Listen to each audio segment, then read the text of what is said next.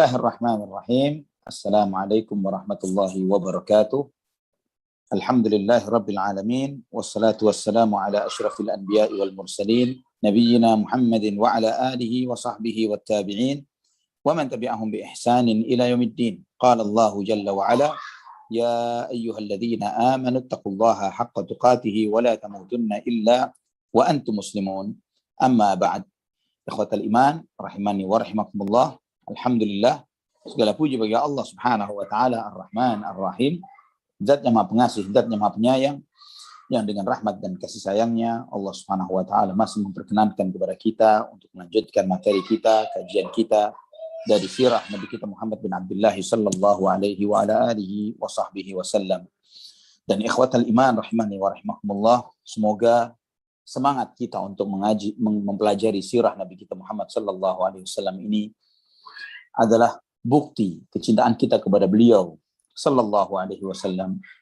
Dan ketika kita semakin menikmati, semakin kita mendalami kajian sirah Nabi kita Muhammad sallallahu alaihi wasallam, semakin kita menumbuhkan ma'rifah kita, pengenalan kita kepada beliau, dan di samping itu semakin menambah cinta kita kepada beliau sallallahu alaihi wa ala alihi wasallam. Ikhwatul iman rahimani wa rahimakumullah. Pada kesempatan kali ini kita akan membahas tentang Bai'atul Aqabah yang kedua. Sebagai prolog sebelum kita mengkaji lebih dalam, Bai'atul Aqabah yang kedua ini adalah di antara peristiwa besar, bahkan termasuk peristiwa yang paling besar di dalam sejarah Nabi kita Muhammad sallallahu alaihi wasallam. Sehingga sebagian para sahabat yang hadir pada peristiwa Bai'atul Aqabah ini, mereka lebih mensyukuri kehadiran mereka di Bai'atul Aqabah ini ketimbang kehadiran mereka di Perang Badar. Allahu Akbar. Lebih mereka syukuri, alhamdulillah saya hadir di Bai'atul Aqabah, lebih mereka syukuri ketimbang kehadiran mereka di Perang Badar. Sedangkan antum mengetahui bagaimana kedudukan Perang Badar, bagaimana Ashabul Badar di kalangan para sahabat, di kalangan para malaikat, bahkan kedudukan para sahabat yang ada di Perang Badar ini, bahkan para malaikatnya pun lebih dimuliakan oleh para malaikat yang lainnya. Namun Bai'atul Aqabah ikhwatal iman rahimani wa rahimakumullah juga memiliki kedudukan yang luar biasa. Ikhwatal iman rahimani wa rahimakumullah. Ketika musim haji di tahun 13, ya tahun 13 setelah diutusnya Rasulullah sallallahu alaihi wasallam, berkumpullah 73 sahabat Ansar yang mereka ini berkata, hatta mata nadharu Rasulullah sallallahu alaihi wasallam yusradu fi jibali Makkah wa yakhaf. Mereka berkumpul dan mereka mengatakan, sampai kapan kita biarkan Rasulullah sallallahu alaihi wasallam terusir di pegunungan kota Mekah dan beliau mengkhawatirkan dirinya dan mengkhawatirkan dakwah ini. Maka mereka sepakat di dalam perjalanan mereka untuk melaksanakan ibadah haji, mereka ingin menemui Nabi Shallallahu Alaihi Wasallam. Mereka akan melaksanakan ibadah haji ini bersama para jamaah haji dari kaum mereka, dari kalangan kaum musyrikin. Yang pada saat itu kurang lebih ada 500-an orang dari kalangan ahlu Yathrib, dari orang-orang Madinah. Ketika mereka sampai di kota Mekah bersama para jamaah haji, ya di tempat-tempat mereka, ya di tempat mereka memasang tenda-tendanya, dan mereka ini menyembunyikan keislaman mereka. Di antara mereka ada Mus'ab bin Umair yang ikut serta, ya Mus'ab bin Umair yang ikut serta dengan para sahabat Ansar ini. Ikhwatal iman rahimani wa rahimakumullah. Ketika mereka sampai di kota Mekah, yang pertama kali menghampiri Nabi Shallallahu Alaihi Wasallam adalah Mus'ab bin Umair. Beliau mendatangi Nabi Shallallahu Alaihi Wasallam dengan sembunyi-sembunyi, menemui Rasulullah sallallahu alaihi wasallam. Ketika mendekati rumah Nabi sallallahu alaihi wasallam, beliau memberitahukan tentang kondisi sahabat Ansar yang mereka siap membela Rasulullah sallallahu alaihi wasallam, dan bagaimana respon para sahabat Ansar untuk menerima agama Islam ini, dan bagaimana beliau menceritakan ya tentang kondisi kabilah Yathrib di dalam respon mereka menerima Islam. Dan juga Mus'ab tidak lupa menceritakan tentang bagaimana kekuatan, bagaimana peran mereka yang mereka adalah ahli qital yang suka berperang, dan bagaimana mereka ingin semuanya untuk membela Rasulullah SAW. Maka bergembiralah hati Nabi SAW dengan berita yang dibawa oleh Mus'ab ini. Kemudian Nabi SAW mendoakan Mus'ab bin Umair dan mendoakan para sahabat Ansar. Ikhwatal iman rahimani wa rahimakumullah. Kemudian terjadi hubungan rahasia, saling komunikasi yang tidak terlihat antara 73 orang sahabat Ansar ini dengan Rasulullah SAW. Sampai terjadi kesepakatan di antara mereka untuk bertemu dengan Nabi SAW pada hari-hari tasyriq, ya, di Aqabah, ya, diletaknya di Jumratul Ula di Mina, di Aqabah, untuk mengokohkan kesepakatan mereka, komitmen mereka bersama Rasulullah SAW. Dan ikhwatal iman rahimani wa rahimakumullah, komitmen ini, perjanjian ini adalah komitmen terbesar dalam sejarah Islam. Dan ikhwatal iman rahimani wa rahimakumullah, terjadilah kesepakatan itu di tengah malam, sebagaimana dalam banyak kitab-kitab sirah menyampaikan akan hal ini. Kita melihat bagaimana terjadinya Bai'atul Aqabah ini sebagaimana diceritakan, ya, oleh salah satu pemimpin para sahabat Ansar yang ikut hadir dalam peristiwa itu. Yang di dalam pertemuan ini, pertemuan yang sangat bersejarah ini, yang merubah arah dakwah dan perjuangan Islam di dalam melawan berhalaisme, melawan kesyirikan, melawan kekufuran terhadap Allah Subhanahu wa taala. Ka'ab bin Malik radhiyallahu anhu menceritakan, kami keluar untuk melaksanakan ibadah haji bersama jamaah haji kaum kami dari kalangan kaum musyrikin. Dan pada saat itu kami sudah belajar sholat, kami sudah belajar sebagian ilmu agama. Dan bersama kami pada saat itu Al-Barra bin Ma'rur, senior kami, pemimpin kami. Ketika kita menuju perjalanan kami ke kota Mekah, kita keluar dari kota Madinah, maka kami pun menanyakan Rasulullah SAW. Ketika kita sampai di Mekah, kita bertanya, di mana Rasulullah SAW? Yang mana beliau? Karena kami tidak mengenalinya. Kami belum pernah melihatnya sebelum ini. Maka kami pun menemui salah seorang penduduk kota Mekah, dan kemudian kami menanyakan kepada beliau tentang Rasulullah SAW. Kemudian orang yang kami tanya itu bertanya, kalian mengenal Muhammad? Ya, kami ketika itu Ka'ab bin Malik bersama Barra bin Ma'rur, ya, keduanya ini ditanya, kalian pernah mengenal Nabi Muhammad SAW? Maka kami pun menjawab tidak. Wallahi kami tidak mengenalnya. Kemudian orang yang ditanya itu bertanya lagi, kalian kenal dengan Al-Abbas bin Abdul Muttalib, pamannya? Abbas bin Abdul Muttalib adalah seniornya Bani Hashim, terutama setelah wafatnya Abu Talib. Ya, diserahkan kepada kepemimpinan, ketokohan dari Bani Hashim di tangan paman Rasulullah SAW, yaitu Abbas bin Abdul Muttalib. Kalian mengenal Abbas? Maka kami pun mengatakan, kata Ka'ab bin Malik dan yang lainnya, iya, kami mengenalnya. Ya, kami mengenal Abbas. Dan kemudian kata Ka'ab bin Malik, senantiasa Abbas bin Abdul Muttalib ini selalu menghadiri, selalu bersinggah ke tempat kami, ya, sebagai seorang pedagang yang membawa barang dagangan dari Mekah menuju Yaman atau ketika dari Syam. Ikhwatal iman rahimani wa rahimakumullah. Maka orang ini pun berkata, ketika kalian masuk ke Masjidil Haram, ya, ketika kalian masuk ke Masjidil Haram, kamu akan mendapati Abbas duduk bersama Muhammad. Kalian akan mendapati Abbas duduk bersama Muhammad. Karena barusan saya melihat Muhammad sedang duduk bersama Abbas berdua di masjid. Maka Ka'ab bin Malik radhiyallahu anhu mengatakan, kami pun memasuki masjid dan kami dapati Abbas bin Abdul Muttalib sedang duduk bersama Rasulullah SAW. Ya, Rasulullah sedang duduk bersamanya.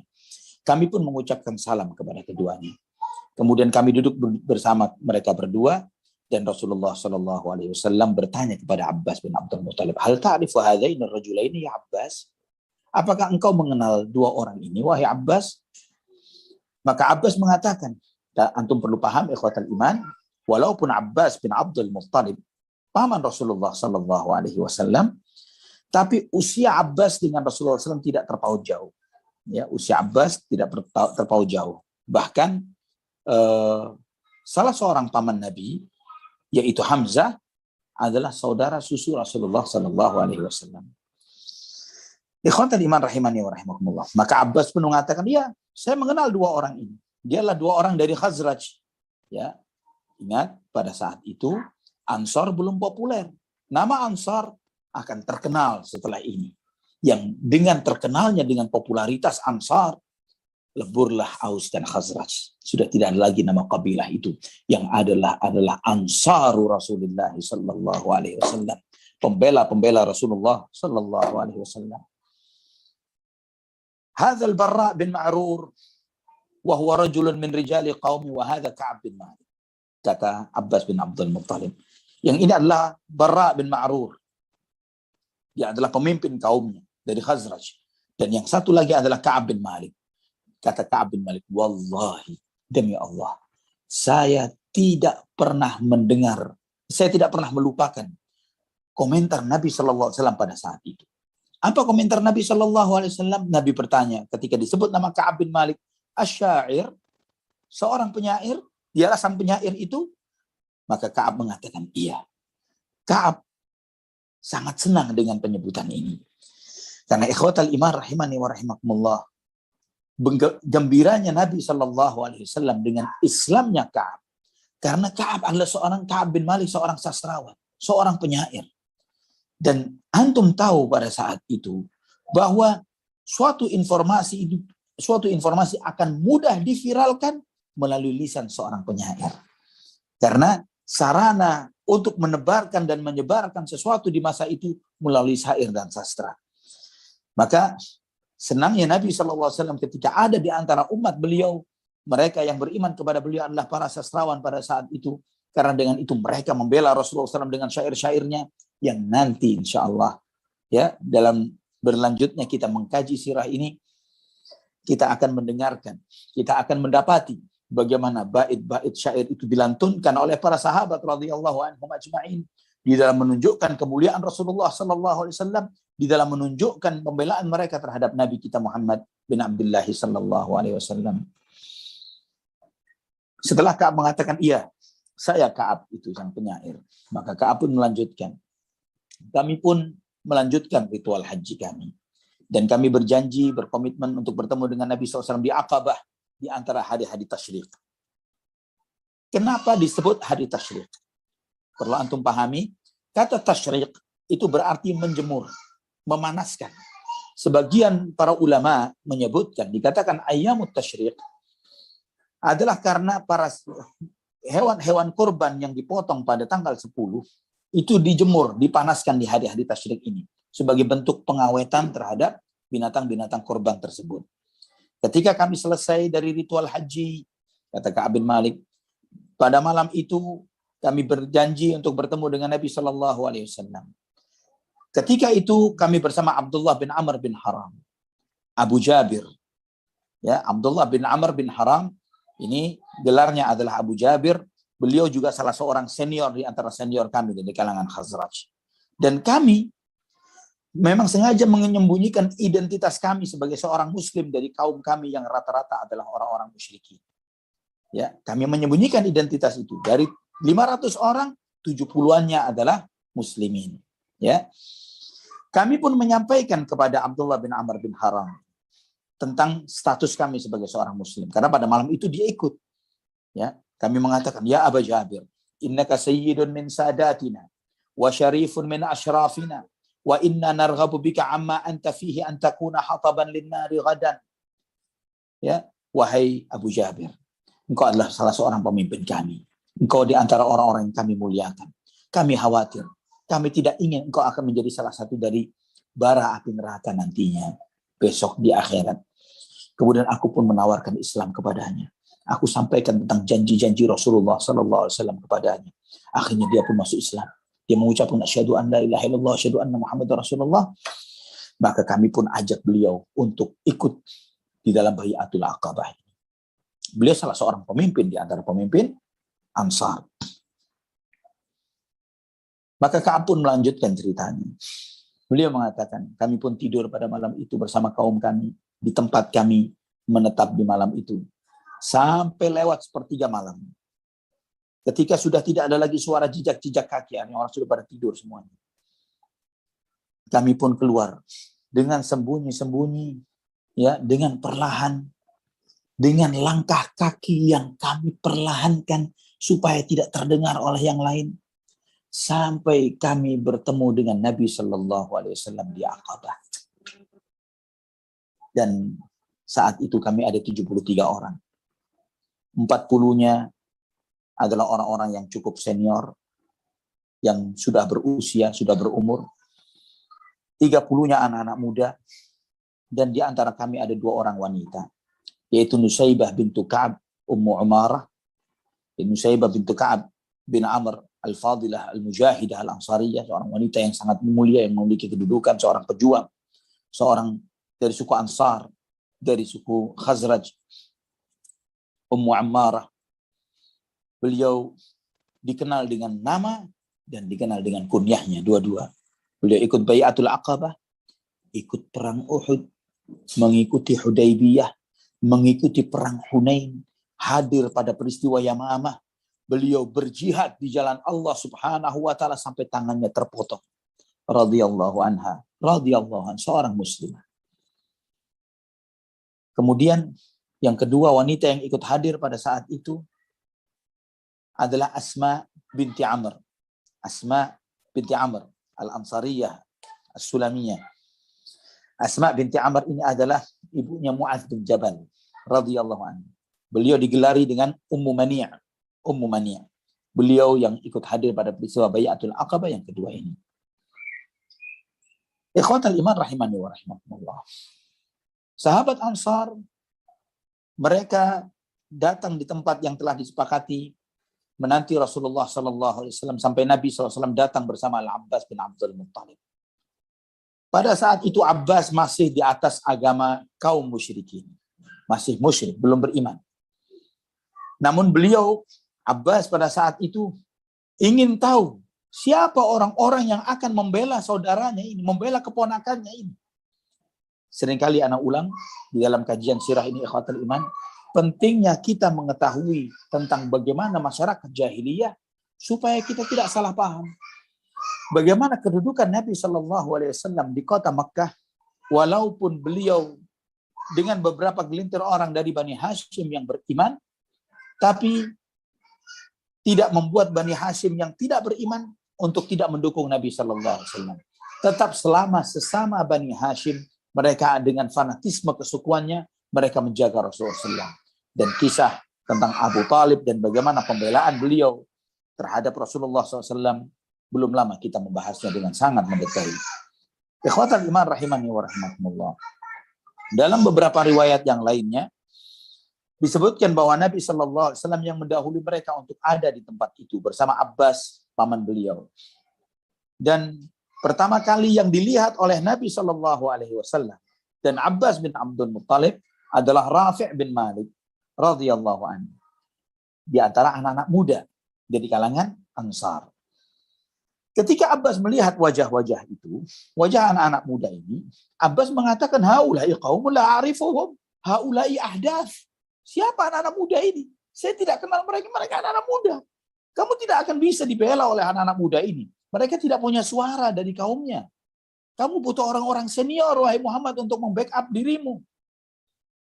Ketika mereka kumpul semuanya, terjadi pembicaraan. Untuk mengokohkan komitmen agama ini. Komitmen untuk membela Rasulullah SAW. Dan mereka siap mempersiapkan pasukan perangnya untuk membela Rasulullah SAW. Di antara yang pertama berbicara di antara mereka pada saat itu adalah Al-Abbas bin Abdul Muttalib radhiyallahu anhu ardah, paman Rasulullah sallallahu alaihi wasallam. Abbas menjelaskan kepada mereka tentang bahayanya komitmen yang akan mereka perbuat ini dan apa yang akan dihadapi oleh mereka. Ya. Dari internal mereka sendiri sebelum mereka berhadapan dengan orang-orang di eksternal mereka sebagai akibat dari komitmen ini. Akibat kemudian Abbas mengatakan, ya ma'syaral Khazraj, wahai Khazraj. Dahulu sebelum hijrahnya Nabi, mereka disebut Khazraj atau Aus, ya, belum disebut dengan Ansar. Inna Muhammadan minna haitsu qad alimtum. Kalian tahu bagaimana kedudukan Muhammad pada diri kami, Bani Hashim. Wa qad mana'nahu min qaumina mimman huwa ala mithli ra'yina fihi. Kami telah melindungi Muhammad sallallahu alaihi wasallam dari gangguan kaum kami sendiri. Sedangkan kami seagama dengan kaum kami yang lainnya. Wa huwa fi 'izzin min qaumihi wa mana'atin fi baladihi. Walaupun dia dalam kondisi seperti ini, dia tetap terhormat di antara kaumnya. Terlindungi di negerinya. Wa innahu qad aba illa al-inhiyaza ilaikum. Namun beliau telah menyampaikan bahwa beliau ingin bergabung, pergi meninggalkan negeri ini menuju untuk bersama kalian. Walluhuqa bikum. Ingin pergi ke negeri kalian. Fa in kuntum tarawna annakum wa'afuna lahu bima da'utumuhu ilaihi wa mani'uhu mimman khalafahu fa antum wa ma tahammaltum min dzalik.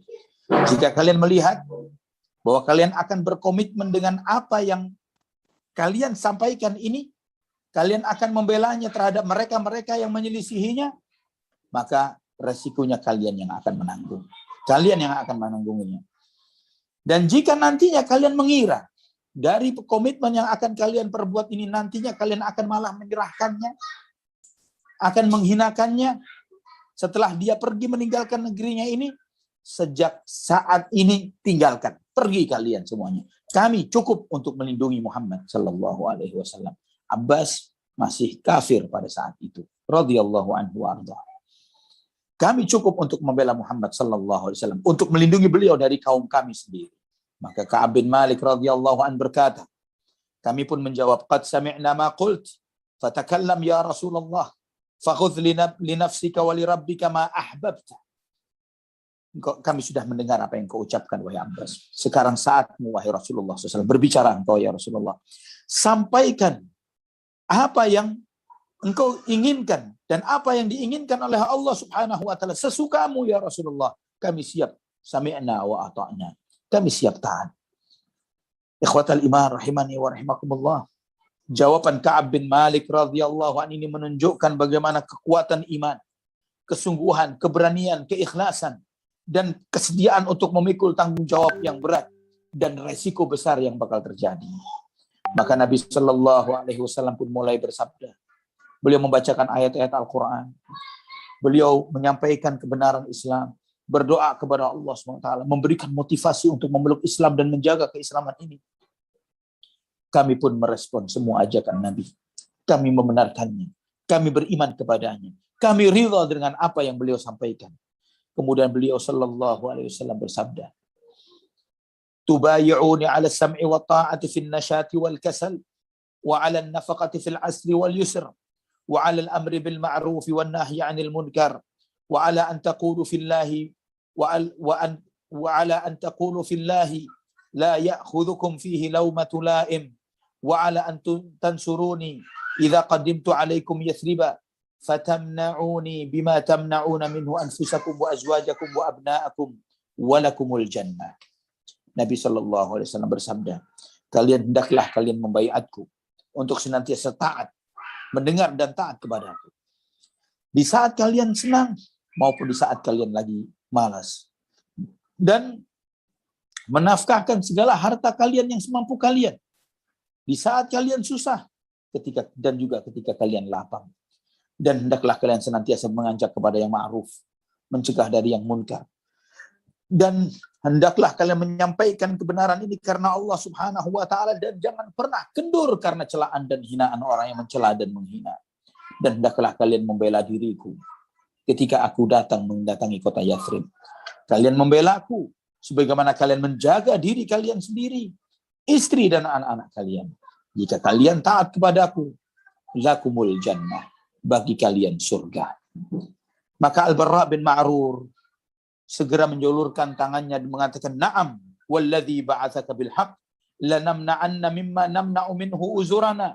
Demi Allah, wahai Muhammad wahai Rasulullah sallallahu alaihi wasallam, demi Allah yang telah mengutusmu dengan kebenaran, kami akan menjagamu sebagaimana kami menjaga orang-orang yang kami hormati dalam kehidupan kami. Fabayi'na ya Rasulullah, fanahnu ahlul hurub wa ahlul halqah, warithnaha kabiran an kabir. Segera baiat kami wahai Rasulullah, kami biasa berperang. Kami biasa memakai pakaian baju-baju perang dengan mengeluarkan senjata-senjata kami. Kami telah mewarisi itu kami dari nenek moyang kami ya Rasulullah. Kemudian terjadi dialog. Barra berbicara kepada Nabi sallallahu alaihi wasallam, Barra bin Ma'rur radhiyallahu anhu berbicara kepada Nabi sallallahu alaihi wasallam. Kemudian Abul Haytham Ibn Tihan, beliau berkata, ya Rasulullah, inna bainana wa bainar rijali hibala wa inna qati'uha. Fahal asaita in nahnu fa'alna dhalika thumma adharaka Allah an tarji'a ila qaumika wa tada'ana. Ya Rasulullah, di kota kami, di Madinah, kami ada komitmen, ada perjanjian damai dengan orang-orang Yahudi. Dengan orang-orang Yahudi Madinah. Dan kami akan memutus komitmen janji kami dengan mereka. Dan nanti ya Rasulullah, setelah kami melakukan itu, Allah memenangkanmu ya Rasulullah. Apakah engkau akan balik ke kota kami? Ke kotamu? Balik ke Makkah? Dan meninggalkan kami ya Rasulullah setelah engkau dimenangkan oleh Allah? Nabi Sallallahu Alaihi Wasallam tersenyum. Kemudian beliau bersabda, Balid dam uddam, wal hadam hadam, ana minkum wa antum minni, uharibu man harabtum, wa usalimu man ma salamtum. Sallallahu alaihi wasallam. Nabi Sallallahu Alaihi Wasallam mengatakan, ad-damu dam wal hadam hadam, ini dalam bahasa Arab artinya aku akan sehidup semati dengan kalian. Darah kalian tertumpahkan, darahku pun akan tertumpahkan. Di mana kalian mati, di situ aku akan mati bersama kalian. Aku dari kalian dan kalian dari diriku. Aku akan memerangi siapa yang memerangi kalian, dan aku akan berdamai dengan siapa yang berdamai dengan kalian.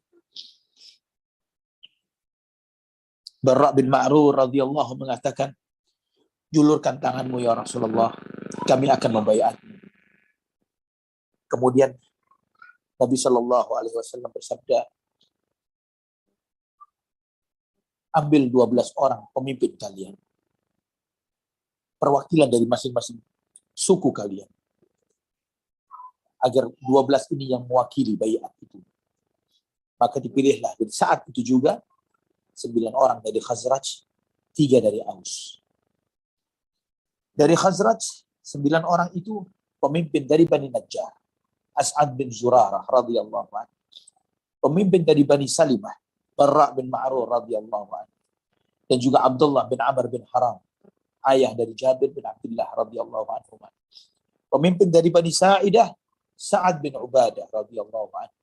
Dan Al-Mundhir ibn Amr radhiyallahu anhu. Pemimpin dari Bani Suraiq, Rafi' bin Malik ibn al-Ajlan radhiyallahu anhu.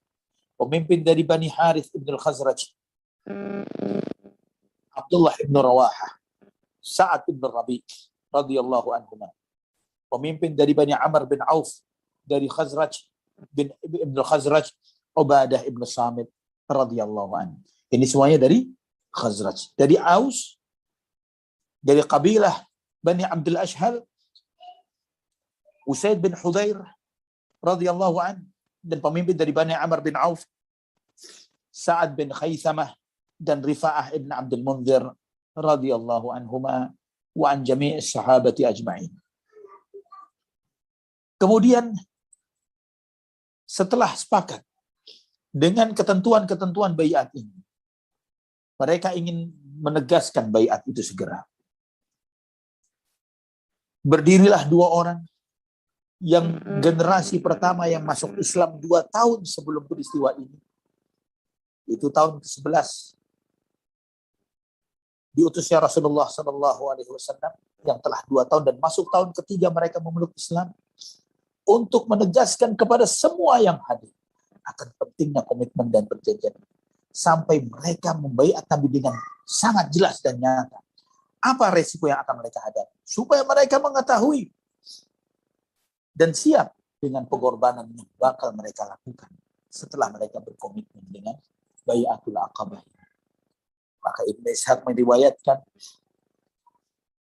ketika mereka sepakat untuk baiat ini, Al-Abbas bin Ubadah ibn Nadhalah radhiyallahu anhu mengingatkan kepada yang lainnya dari kalangan Ansar ini.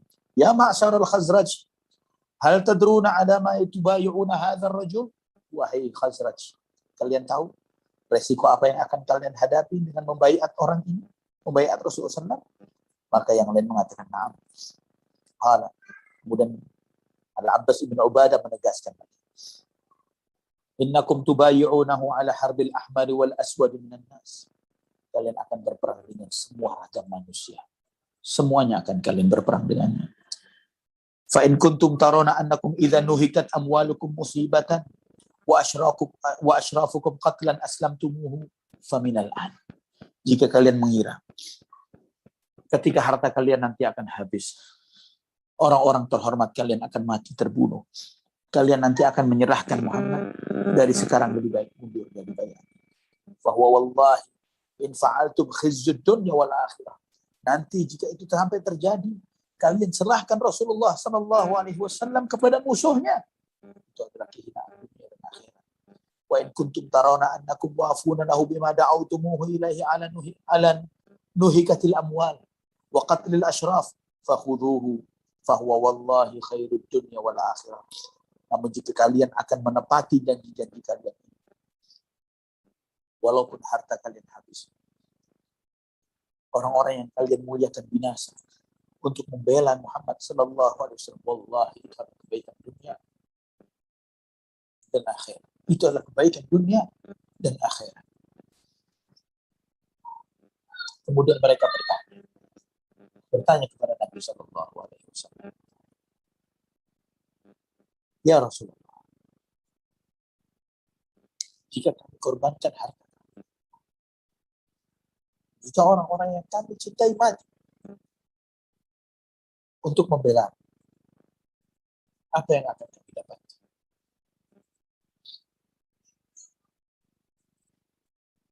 Nabi sallallahu alaihi wasallam jawab, jannah, surga. Kalian akan mendapatkan surga.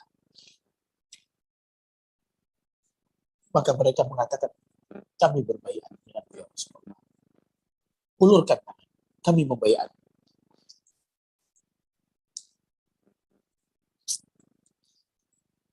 Dalam riwayat Jabir, dalam Ibnu Hibban dalam sahihnya, juga Imam Ahmad dalam musnadnya menyebutkan As'ad bin Zurarah radhiyallahu anhu yang bergegas memegang tangan Rasulullah sallallahu alaihi wasallam. Memegang tangan Nabi, padahal beliau adalah yang paling junior dari 70 orang. Sambil mengingatkan lagi, Ruwaidan ya ahla Yathrib, inna lan nadrib ilaihi akbadal matiyyi illa wa nahnu na'lamu annahu Rasulullah sallallahu alaihi wasallam. Wa inna ikhrajahu al-yawma mufaraqatul arabi kafatan wa qatlu khiyarikum wa an ta'addakum as-suyuf fa imma antum qaumun tasbiruna 'ala as-suyufi idza massatkum wa 'ala qatli khiyarikum wa 'ala mufaraqatil arabi kafatan fakhudhuhu wa ajrukum 'ala Allah azza wa jalla wa imma antum qaumun takhafuna min anfusikum khifatan fadharuhu wa huwa a'dharu min indallah. Kata As'ad bin Zurarah radhiyallahu anhu, wahai kaumku, wahai penduduk Yathrib, kita keluar dari kota Madinah ini, dari kota Yathrib dalam keadaan kita beriman. Kita tahu bahwa beliau adalah Rasulullah sallallahu alaihi wasallam.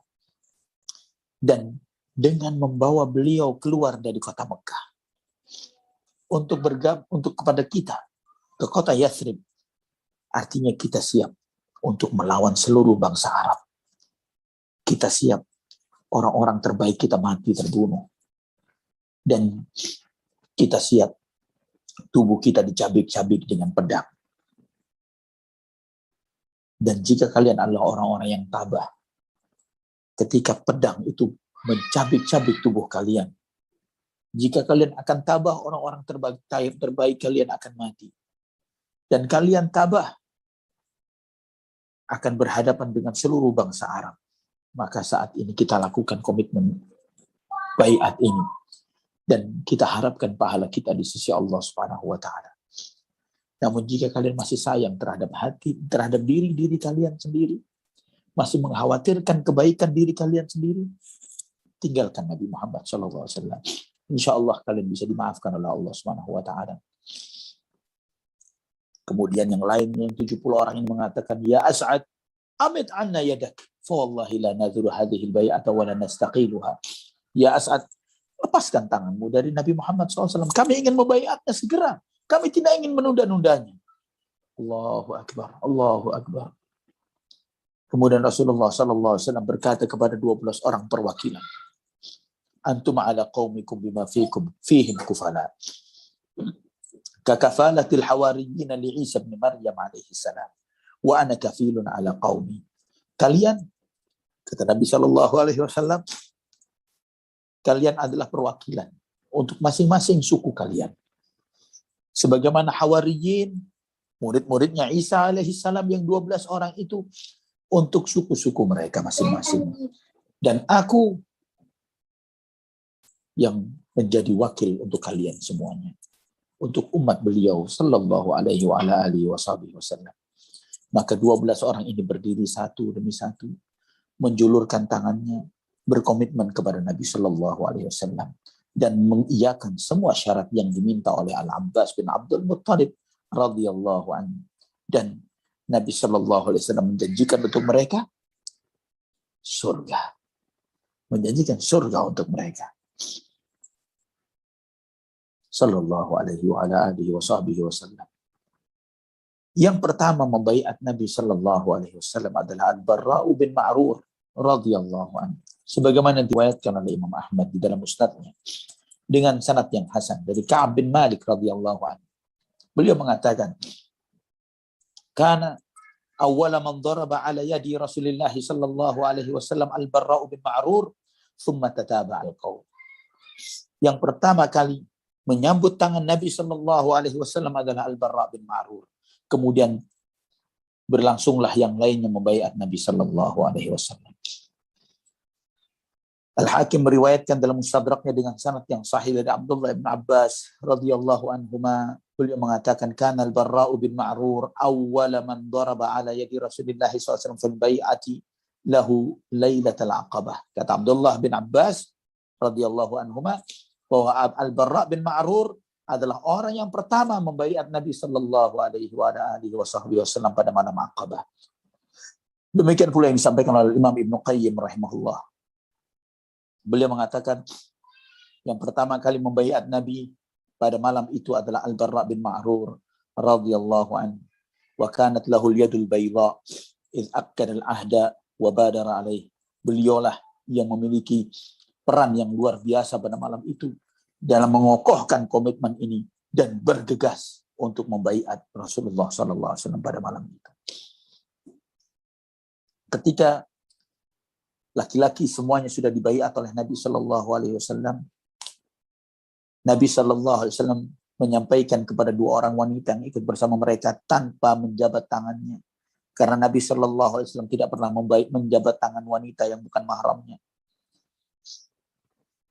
Kemudian Nabi SAW mengambil komitmen dari 2 wanita tersebut, dan ketika mereka menerima segala komitmen itu, mereka berkata, kemudian Nabi SAW bersabda kepada kedua wanita itu, idhabna faqad baya'tukunna. Pergi kalian, saya telah membaiat kalian. Karena Nabi SAW tidak pernah menyentuh wanita yang tidak halal baginya di dalam baiat dan yang lainnya. Maka dalam hal ini Nabi SAW pun tidak menyentuh tangan kedua wanita tersebut. Mamassa yadu Rasulullah SAW yada imra'atin qat. Bahwa Nabi SAW tidak pernah menyentuh tangan wanita sama sekali yang bukan mahramnya. Dan Nabi SAW sendiri yang telah mengingatkan di dalam sebuah hadis yang sahih, li'an yut'ana ra'su ahadikum bimikhyatin min hadidin khairun lahu min an yamassa imra'atan la tahillulah. Jika kepala salah seorang di antara kalian ditusuk dengan jarum dari besi, lebih baik baginya ketimbang dia menyentuh wanita yang tidak halal baginya. Ikhwatul iman rahimani wa rahimakumullah. Ketika selesai baiat ini terjadi, Ka'ab bin Malik mengatakan, ketika kami selesai membaiat Rasulullah sallallahu alaihi wasallam, terdengar suara teriakan dari sisi dataran tinggi di Aqabah itu. Dengan suara yang aku dengar, ya ahlal jabajib, hal lakum fi mudhammami was-subatu ma'ah qad ijtama'u ala harbikum. Suara tapi tanpa sosok. Dengan suara yang keras yang mengatakan, wahai orang yang ada di Mina, apakah kalian tahu bahwa Muzammam sedang berkumpul dengan orang-orang yang murtad dari agama kalian? Mereka telah berkomitmen untuk berperang melawan kalian. Yang dimaksud dengan Muzammam di sini, ini adalah ucapan yang diucapkan oleh orang-orang musyrikin Quraisy di dalam menghina Rasulullah SAW. Mereka memplesetkan nama Nabi yang namanya Muhammad, yang artinya terpuji. Mereka plesetkan menjadi Muzammam yang artinya tercela. Dan ini Nabi SAW jelaskan dalam kondisi yang lain. Dalam hadis yang sahih dalam Sahih Muslim. Ketika Nabi SAW bersabda, ala ta'jabun, kaifa yasrifullahu anni syatma Quraisyin wa la'anahum. Apakah kalian tidak heran bagaimana Allah Subhanahu wa taala memalingkan celaan dan hinaan orang-orang Quraisy dari diriku? Yashtumuna muzammaman wa yal'anuna muzammaman wa ana Muhammad. Mereka menghina Muzammam. Mereka melaknat Muzammam. Sedangkan aku Muhammad. Ya. Mereka menyebut Muhammad, tapi tidak menyebut nama Muhammad. Muzammam. Tidak mau menyebut nama Muhammad. Karena ketika dengan menyebut nama Muhammad, yang artinya Muhammad itu adalah orang yang paling banyak pujian terhadap dirinya. Yang begitu banyaknya pujian yang layak disematkan untuk beliau. Sallallahu alaihi wa ala alihi wa sahbihi wasallam. Antum tahu siapa yang berteriak ini? Antum tahu siapa yang berteriak di dataran tinggi Aqabah di Mina ini, meneriakkan suara Muzammam sedang berkumpul dengan orang-orang murtad dari kaum kalian untuk memerangi kalian? Setelah mendengar suara pekikan teriakan itu, Nabi Shallallahu Alaihi Wasallam bersabda, "Hadza azabul Aqabah, hadza ibnu Azyab, isma' ayadu Allah, amma wallahi la afraghanna lak." Ini adalah setannya Aqabah. Suara ini suaranya setan, kata Nabi. Dengarlah, wahai musuh Allah, demi Allah aku akan selesaikan kamu, kata Nabi Sallallahu Alaihi wa ala alihi wa sahbihi wasallam. Maka berkatalah Al-Abbas ibnu Ubadah ibnu Nadhalah radhiyallahu anhu kepada Rasulullah SAW. Beliau berkata, wallahi walladhi ba'athaka bil haqqi ya Rasulullah, in syi'ta lanamilanna ala ahli Mina gadan bi asyafina. Wahai Rasulullah, demi Allah yang telah mengutusmu dengan kebenaran, jika engkau berkehendak, besok kami akan menghunus pedang-pedang kami untuk menunjukkan pembelaan kami kepadamu ya Rasulullah. Lihat komitmen mereka, ikhwatul iman. Baru 70 orang dari 500 orang yang sebagian besarnya musyrikin dari kaumnya sendiri. Mereka sedang di Mina. Yang di situ bukan hanya dari orang-orang Yathrib Madinah saja, dari seluruh jazirah Arab, termasuk Quraisynya. Dan mereka baru berkomitmen beberapa saat kepada Nabi Sallallahu Alaihi Wasallam. Dan bagaimana mereka menunjukkan kejujuran komitmen mereka kepada Nabi Sallallahu Alaihi Wasallam. Mereka mengatakan, besok ya Rasulullah, jika engkau kehendaki, demi Allah ya Rasulullah, kami akan hunus pedang-pedang kami untuk membelamu. Kemudian Nabi Sallallahu Alaihi Wasallam bersabda dalam nu'mar bidzalik, walakin irji'u ila rihalikum. Kita belum diperintah untuk itu. Kalian kembali ke tempat asal kalian, ke tempat tinggal kalian. Maka mereka pun balik ke kemah-kemah mereka sampai besok paginya. Ikhwatal iman rahimani wa rahimakumullah.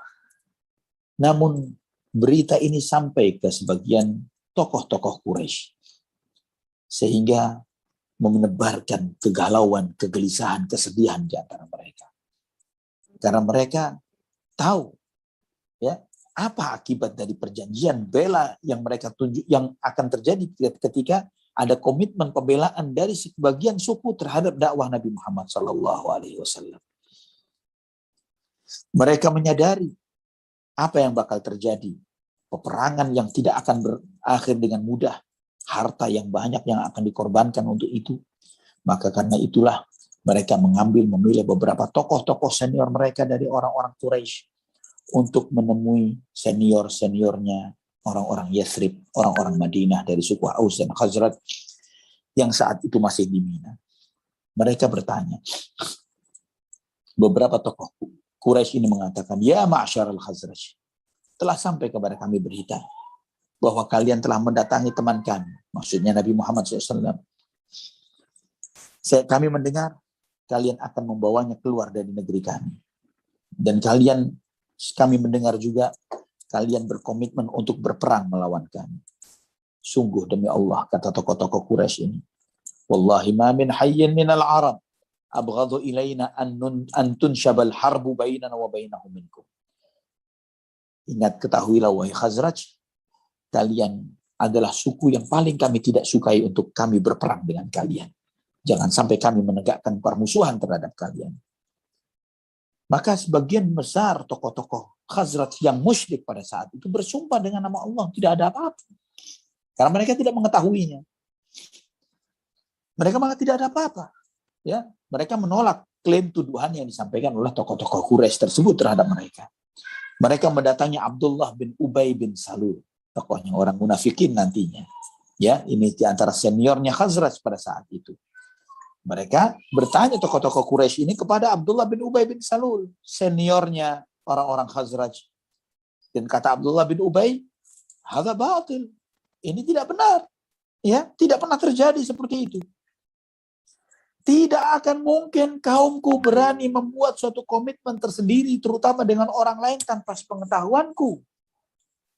Tidak akan mungkin ada orang-orang dari kota Yathrib yang berani membuat makar tanpa sepengetahuanku. Adapun umat Islam yang mengetahui hal itu, mereka saling pandang satu dengan yang lainnya dan mereka mendiamkan diri, tidak bicara. Tidak ada seorang pun yang berbicara. Tidak mengiyakan dan tidak menafikan. Dan akhirnya kembalilah tokoh-tokoh Quraisy itu dengan tangan kosong, tidak mendapatkan berita ini. Kemudian ikhwatal iman rahimani wa rahimakumullah, bubarlah orang-orang yang ada di Mina pada saat itu. Dan orang-orang yang ada di Quraisy, orang-orang Quraisy, tokoh-tokohnya Quraisy meneliti lebih dalam tentang tersebarnya berita ini. Sampai mereka mendapatkan kepastian bahwa berita itu benar adanya. Dan baiat itu benar-benar terjadi. Maka dikejarlah, mereka balik mencari. Ya, orang-orang Khazraj, Aus dan Khazraj yang dalam posisi arah balik ke kota Madinah, ke kota Yathrib. Dan mereka menangkap Sa'ad bin Ubadah dan Al-Mundhir bin Amr radhiyallahu anhuma. Mereka dua orang tokoh yang dihormati dari Khazraj. Ya, mereka dua orang yang ditangkap. Tapi Al-Mundhir bin Amr karena kecil orangnya, lincah, dia lari. Ya, dia lari, dia bisa menyelamatkan diri. Namun Sa'ad bin Ubadah tertangkap. Diikat lehernya, tangannya. Ya, kemudian diseret ke kota Mekah, dipukuli, dijambak rambutnya. Karena Sa'ad bin Ubadah ini rambutnya panjang.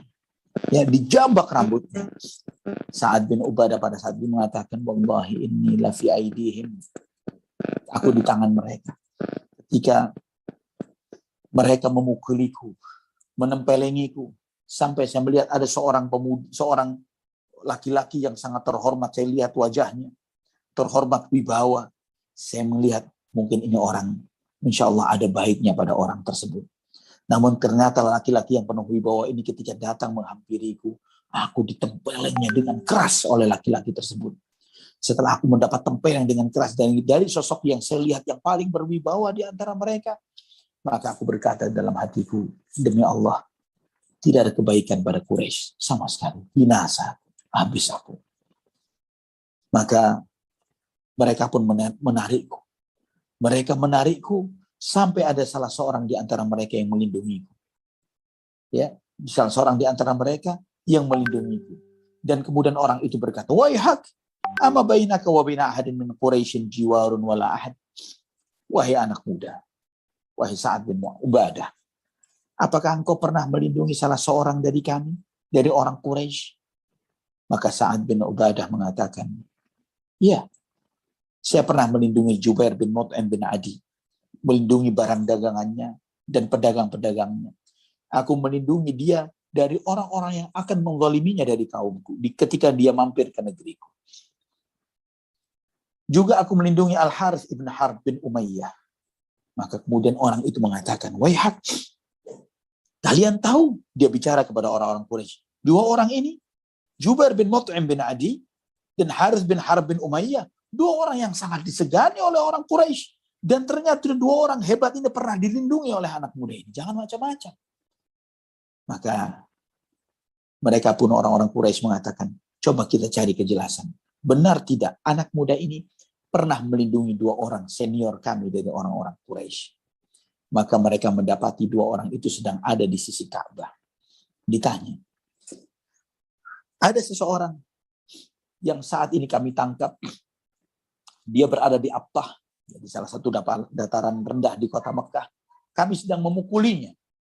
Dan ternyata dia menyebut dua nama kalian. Dan ternyata dia pernah melindungi kalian. Apa benar seperti itu?" Maka Jubair bin Mut'im bin Adi dan Harith bin Harb bin Umayyah bertanya, "Siapa orang itu?" "Sa'ad bin Ubadah." Maka keduanya mengatakan, "Iya, benar. Benar, dia pernah melindungi kami. Pernah melindungi barang dagangan kami, menjaga kami dari orang-orang yang akan berbuat zalim terhadap kami." Maka keduanya pun mendatangi Sa'ad bin Ubadah dan meloloskan Sa'ad bin Ubadah dari tangan-tangan yang ingin menyakitinya.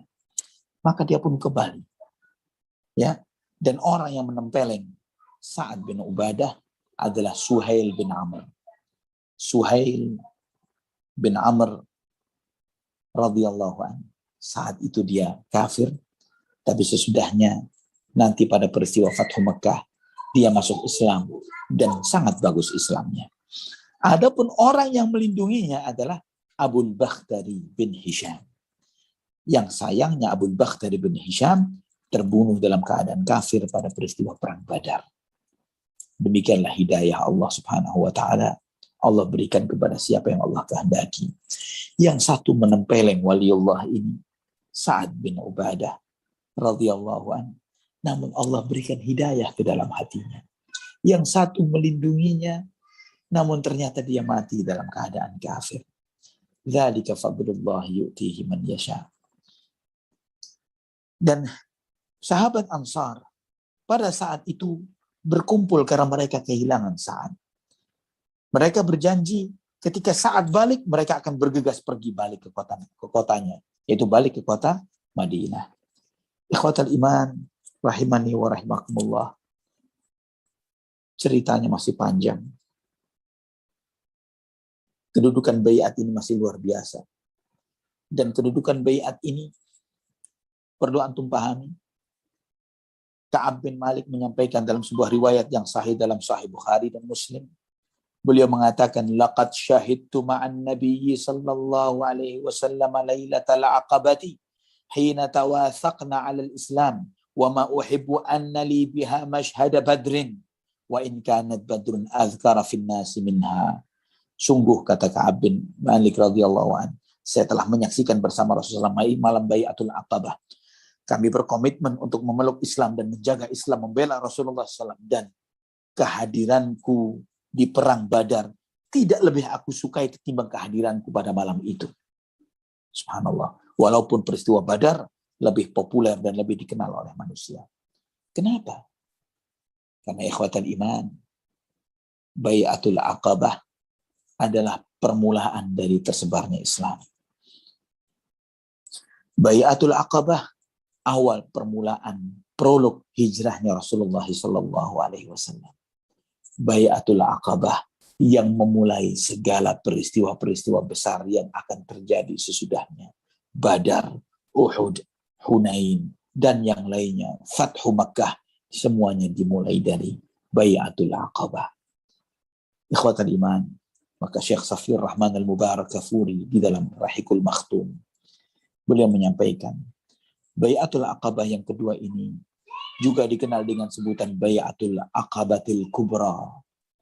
Bai'atul Aqabah yang besar, yang terjadi dengan nuansa rasa cinta, loyalitas, komitmen untuk membela orang-orang beriman dengan beragam yang ada di antara mereka. Yang dibangun atas kepercayaan, keberanian, pengorbanan di jalan Allah Subhanahu wa taala. Kaum mukminin dari kota Yathrib, Madinah, yang mereka menunjukkan cinta kasihnya kepada saudara-saudara mereka yang mustad'af, yang tertindas yang ada di kota Mekah. Mereka menunjukkan fanatismenya kepada mereka. Mereka menunjukkan bagaimana marahnya mereka terhadap orang-orang yang menzalimi saudaranya yang ada di kota Mekah. Dan rindu mereka yang tersebar, persaudaraan yang mereka tunjukkan karena Allah Subhanahu wa taala. Ikhwatal iman. Dan bagaimana perasaan ini, cinta ini terus tumbuh dengan berjalannya waktu, yang semuanya sumbernya adalah iman kepada Allah Subhanahu wa taala, kepada Rasulullah sallallahu alaihi wasallam, iman kepada kitabnya Al-Qur'an, iman yang tidak akan sirna dengan sirnanya segala kekuatan kezaliman yang terjadi. Iman yang menebarkan kekuatan dengan segala kekaguman yang membuat sejarah itu kagum dengan keindahan akidah, amal, iman yang dengannya orang-orang beriman, kaum muslimin bisa mengukir di dalam sejarah peran yang abadi di dalam sejarah manusia yang meninggalkan jejak sampai hari ini yang tidak akan pernah ada tandingannya di dalam sejarah dahulu, saat itu, kini, dan yang akan datang.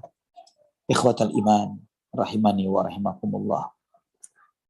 Di dalam Bai'atul Aqabah terbukti perjanjian yang dalam dialog ini bagaimana roh keyakinan, pengorbanan ditunjukkan oleh para sahabat radhiyallahu anhum ajma'in. Dan ikhwatal iman rahimani wa rahimakumullah, antum perhatikan dari setiap kalimat yang terucap, bagaimana semangat, bagaimana rasa yang mereka munculkan pada saat itu untuk menunjukkan bagaimana semangat mereka untuk membela Rasulullah sallallahu alaihi wasallam. Dan mereka menunjukkan pengorbanan yang sepenuhnya untuk agama ini.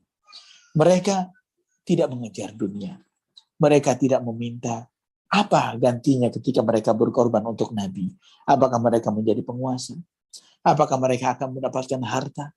Apakah mereka akan begini dan begitu? Tidak.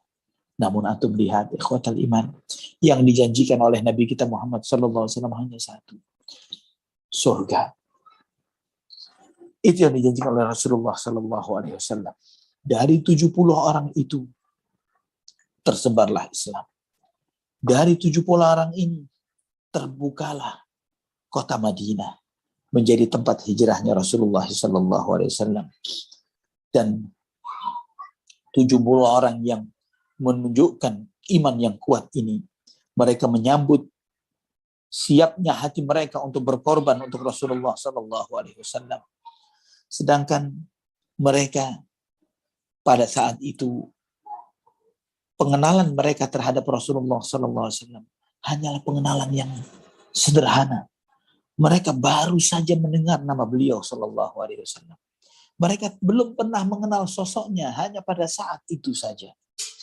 Dan ikhwatal iman, namun mereka mengetahui dan mengenal Rasulullah sallallahu alaihi wasallam dengan ilmu dan yakin, dengan Quran yang dibacakan kepada mereka oleh Mus'ab bin Umair.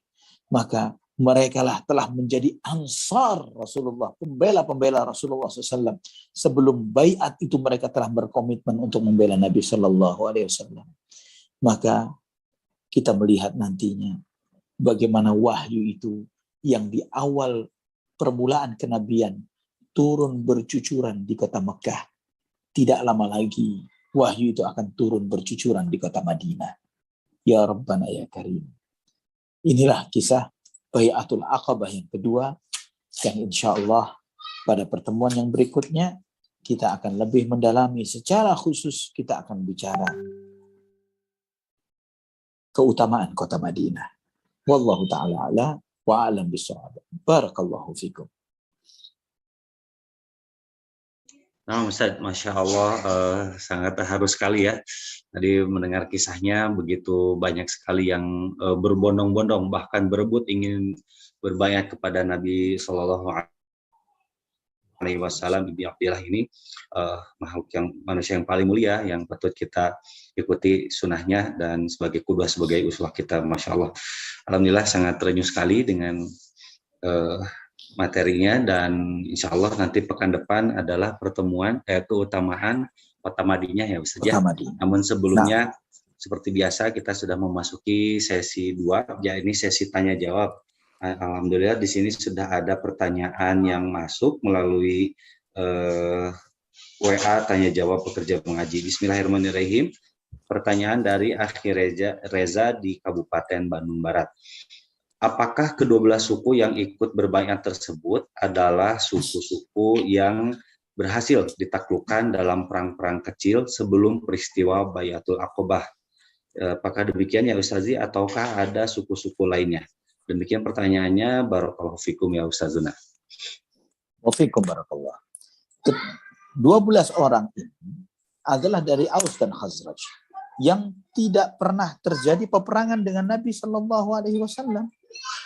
Karena pada saat itu belum ada jihad. Jihad malah setelah Nabi SAW hijrah ke kota Madinah. Jadi, antum melihat dengan saksi sejarah yang sangat nyata. Ketika ada sebagian orang, bahkan tidak sedikit dari kaum muslimin yang mengatakan bahwa Islam itu ditebarkan dan disebarkan dengan pedang. Kita katakan, berapa pasukan yang dikirim Nabi untuk menaklukkan kota Madinah? Kota Madinah menjadi kotanya kaum muslimin, menjadi hijrahnya Rasulullah Sallallahu Alaihi Wasallam, dan Nabi Sallallahu Alaihi Wasallam tidak mengirim satu rombongan pasukan pun. Namun beliau Sallallahu Alaihi Wasallam mengirim seorang dai, Mus'ab bin Umair, dan Mus'ab bin Umair ini didampingi oleh Abdullah ibnu Umi Maktum, yang juga merupakan sepupu Rasulullah Sallallahu Alaihi Wasallam. Ya, ini yang dikirim oleh Nabi. Jadi tidak ada peperangan. 12 suku ini, 12 suku kecil adalah dua-duanya adalah pada hakikatnya dari Aus dan Khazraj. Ya, 12 pemimpin dari kabilah-kabilah mereka. Mereka bukanlah dari suku-suku yang ditaklukkan karena belum pernah ada peperangan antara kaum muslimin dengan di luar umat Islam. Karena Nabi SAW belum diperintahkan untuk berjihad pada saat itu. Wallahu a'lam bishawab. Baik, syukur jazakallah untuk penjelasannya ya Ustazuna Ali, untuk jawaban untuk atas pertanyaan Akhi Reza di Kabupaten Bandung Barat. Alhamdulillah ini di sini sudah ada yang raise hand, Akhi Dwi Prasetyo. Untuk itu kami persilahkan yang sudah raise hand kepada Akhi Dwi. Tafadhol. Alhamdulillah, jazakallah khair atas kesempatan yang diberikan. Assalamualaikum Ustaz. Waalaikumsalam warahmatullahi wabarakatuh. Ini Ana mau menanyakan apa metode yang dilakukan oleh sahabat Mus'ab bin Umair sehingga beliau berhasil meyakinkan As'ad bin Zurarah dan Sa'ad bin Mu'adz mau mengikutinya dan memberikan keyakinan agar ajaran Islam ini bisa disebarkan di kaum Aus dan Khazraj, suku Aus dan Khazraj. Apa metodenya? Kemudian bacaan Quran surat apa yang dibacakan dalam kesempatan beliau memperdengarkannya kepada As'ad bin Zurarah dan sukunya. Terima kasih. Assalamualaikum warahmatullahi wabarakatuh. Waalaikumsalam warahmatullahi wabarakatuh. Yang digunakan oleh Mus'ab bin Umair radhiyallahu anhu, dan demikian pula yang dilakukan oleh setiap dai-dai yang berhasil di dalam mendakwahkan Islam adalah Al-Qur'anul Karim. Al-Qur'an, ikhwatal iman rahimani wa rahimakumullah, adalah kalamullah azza wa jalla. Kalamullah. Al-Qur'an kalamullah. ungkapan Al-Quran kalamullah ini sangat sederhana, tapi mengandung makna yang luar biasa. Yang disebut kalamullah artinya firman Allah Subhanahu wa ta'ala. Bisa antum bayangkan ketika antum membaca ayat demi ayat di dalam Al-Quran ini, antum sedang membaca firman, kata-kata yang disampaikan oleh Rabbul Alamin, Rabbus Samawati wal Ard. Allah Subhanahu wa ta'ala yang memberikan kepada kita ayat-ayat ini adalah bersumber langsung darinya. Yang kita baca, ya Allah, ini anugerah yang luar biasa. Anugerah yang luar biasa. Terlebih lagi, yang juga yang menguatkan hal ini, pertama, Al-Quran kalamullah itu sendiri memiliki dampak yang luar biasa ke dalam setiap jiwa yang mendengarnya. Terutama jiwa-jiwa yang bersih. Jiwa-jiwa yang masih polos dengan fitrahnya. Ana pernah melihat sebuah liputan.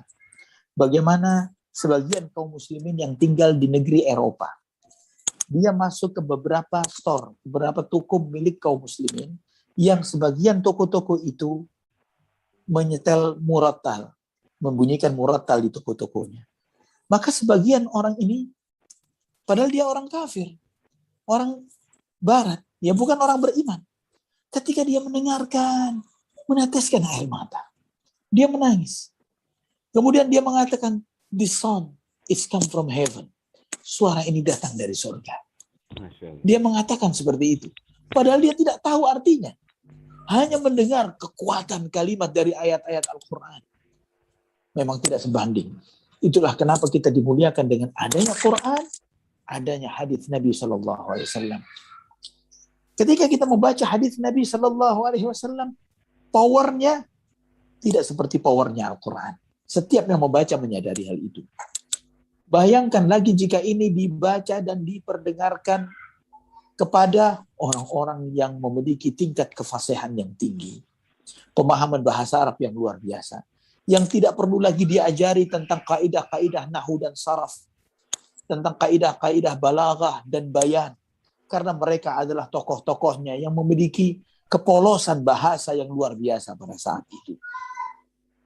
Maka ketika ayat-ayat itu dibaca, seketika ayat itu masuk ke dalam hati mereka, terutama di hati-hati yang memang memiliki kebersihan dan kepolosannya. Jika antum bertanya ayat-ayat apa yang dibaca oleh Mus'ab bin Umair, di antaranya di dalam beberapa riwayat, Mus'ab membacakan awal dari surat Al-Hijr, yaitu firman Allah, Bismillahirrahmanirrahim, Alif Lam Ra, tilka ayatul kitab wa Qur'anin mubin, rubama yawaddu alladhina kafaru law kanu muslimin, dharhum ya'kulu wa yatamatta'u wa yulhihimul amal, fasawfa ya'lamun, wa ma ahlakna min qaryatin illa walaha kitabun ma'lum, dan seterusnya. Dibacakan ayat-ayat Allah di awal surat Al-Hijr kepadanya. Ini di antara ayat-ayat itu. Dan ikhwatal iman, setiap ayat Al-Quran memiliki kekuatannya. Setiap ayat Al-Quran. Masalahnya, kita tidak mau memahaminya. Kita tidak peduli dengannya. Ketika kita mau membaca ayat-ayat ini dan berusaha untuk membuka hati kita, mulai menerima kotornya hati ini dan berusaha untuk membersihkan kotoran dari hati ini, maka kekuatan ayat-ayat itu akan begitu kuat dan dahsyat masuk ke dalam hati kita. Jika kita memiliki hati seperti hatinya para sahabat, ya Allah, dan itu begitu jauhnya, begitu jauhnya. Namun ketika kita mengaku, ya Allah, memang benar hatiku ini banyak kotornya, ya Allah, aku ingin membersihkan hatiku, aku ingin menerima kebenaran dari ayat-ayat ini. Maka ketika antum membaca, jangan terlalu jauh. Surat Al-Fatihah. Ada sebagian orang yang pernah ana dalam salah satu diskusi dengan sebagian orang yang mencoba mentertawakan seorang imam yang menangis ketika membaca surat Yusuf. Selesai dia mentertawakan imam ini. Dan ini waktu terjadi. Kurang lebih memang cukup lama ana berdialog dengan orang-orang yang mungkin memiliki buruk sangka yang luar biasa terhadap orang-orang saleh. Ana sampaikan, ya akhi, bagaimana respon antum dengan ini? Ana tunjukkan rekaman murattal seorang imam Masjidil Haram yang tidak bisa menuntaskan bacaan surat Al-Fatihahnya karena menangis ketika membaca surat Al-Fatihah. Al-Fatihah. Bukan surat Yusuf. Al-Fatihah. Tapi dia tidak bisa menuntaskannya. Dan lebih dahsyat dari itu, bagaimana para ulama-ulama terdahulu. Jangankan membaca ayat-ayat Al-Quran. Ketika mereka membaca hadis demi hadis dari kitab Arba'in Nawawi rahimahullah, setiap hadis dibacakan bercucuran air matanya karena pemahaman yang mendalam dari setiap hadis-hadis tersebut. Ini alhamdulillah kita Allah menganugerahkan Al-Quran kepada kita, sebuah kitab yang mungkin saat ini adalah kitab yang paling terakhir kita baca di hari kita. Padahal keselamatan kita tergantung kepada kitab ini. Wallahu a'lam bishawab. Barakallahu fiik. Baik. Barakallahu fiik untuk Akhi Dwi tadi yang sudah bertanya, dan demikianlah jawaban dari Ustadzuna Ali. Berikutnya pertanyaan dari tidak disebutkan namanya ini. Assalamualaikum warahmatullahi wabarakatuh ya Ustazi. Semoga Allah selalu melindungi, memuliakan, dan merahmati Ustadz Ali dan keluarga, panitia, dan umat Islam dimanapun. Amin ya rabbal alamin. Baik.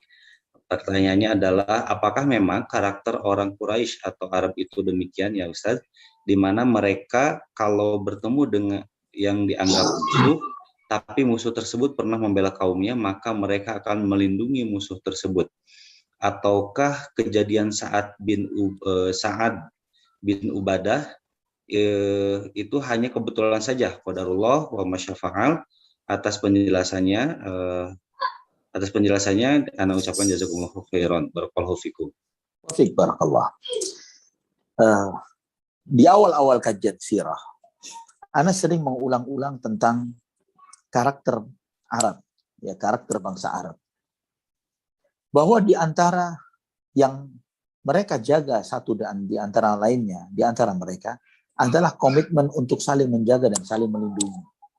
Yang disebut dengan suatu kaidah tahaluf. Ya, tahaluf. Ini mereka sangat menjaganya. Itulah di antara kenapa Nabi Abu Bakar As-Siddiq ketika ingin hijrah kemudian bertemu dengan Ibnu Duhunnah, kemudian Ibnu Duhunnah berjanji berkomitmen menjaga Abu Bakar dari siapa-siapa yang mencoba menyakiti Abu Bakar. Ya.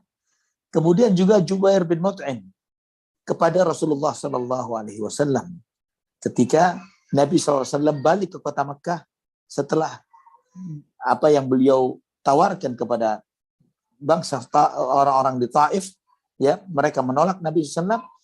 Nabi di dalam perlindungan dari Jubair bin Mut'im ini. Nah, ini ikhwatal iman rahimani wa rahimakumullah, komitmen saling menjaga dan saling melindungi ini di antara kaidah yang sangat terjaga di antara suku-suku Quraisy terdahulu. Mereka sangat menjaga komitmen perjanjian yang mereka tidak mau dikatakan sebagai si fulan si pengkhianat terhadap komitmen dan janji yang terjadi di antara mereka, walaupun dalam kondisi kekafirannya. Itulah yang juga nanti antum akan melihat, misalnya di dalam perjanjian Hudaybiyah nanti, dalam banyak kisah yang seperti ini, banyak kisah antum akan lihat. Kenapa sebagian muslimin ketika masuk ke kota Mekah, mereka terjaga dan terlindungi. Walaupun pada saat itu kota Mekah masih dikuasai oleh orang-orang kafir Quraisy. Dan yang lainnya, antum akan melihat ini begitu banyaknya di dalam kisah sirah Nabi kita Muhammad SAW, karena memang begitulah di antara peradaban bangsa Arab pada saat itu. Dan di awal-awal kajian sirah telah Ana bahas, Ana telah jelaskan secara global dan mungkin cukup lumayan mendetail terkait tentang kenapa Allah Subhanahu wa taala memilih turunnya risalah ini kepada bangsa Arab, bukan kepada bangsa-bangsa yang lainnya. Adalah di antaranya adalah karena adanya kepolosan di antara mereka. Kepolosan bahwa mereka bukanlah bangsa yang suka berkhianat, bahwa mereka adalah bangsa yang sangat menjaga janji, bangsa yang malu untuk berbohong, bangsa yang mereka ini malu untuk mengklaim sesuatu yang bukan miliknya, dan banyak hal yang lainnya. Yang ini telah pernah Anda bahas. Mungkin insya Allah dari jejak-jejak kajian ini Anda bisa mendapatkan dari rekamannya tentang kenapa Allah Subhanahu wa taala menurunkan Islam di Arab. Wallahu a'lam bishawab. Barakallahu fiikum. Barakallahu fiikum Ustaz. Alhamdulillah. Kemudian kita masuki ke pertanyaan keempat di sini dari Akhi Al di Soreang. Pertanyaannya adalah, apakah peristiwa baiat seperti Baiatul Aqobah ini bisa dijadikan dalil bahwa harus berbaiat kepada seorang pemimpin ketika masuk agama Islam? Bagaimana membantah kelompok yang melakukan baiat seperti ini? Demikian ya Ustazi, barakallahu fikum ya Ustazuna. Nah, barakallahu fiik. Ini silahkan dengar kajian sebelumnya, ya, rekaman kajian sebelumnya Anallah telah bahas dengan cukup lumayan, ya, untuk membantah tentang baiat ini, ya, cukup lumayan detail, ya, hampir separuh kajian Ana bahas pada kesempatan sebelumnya tentang klaim yang disampaikan oleh sebagian kelompok-kelompok dakwah yang mengatakan bahwa mereka memiliki pimpinan dakwah yang harus berbaiat kepada pemimpin-pemimpin tersebut.